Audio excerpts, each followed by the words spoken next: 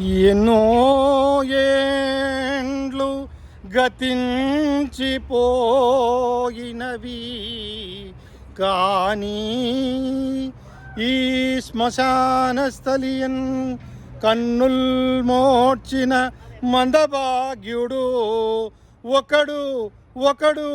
ఒకడైనను లేచిరాడే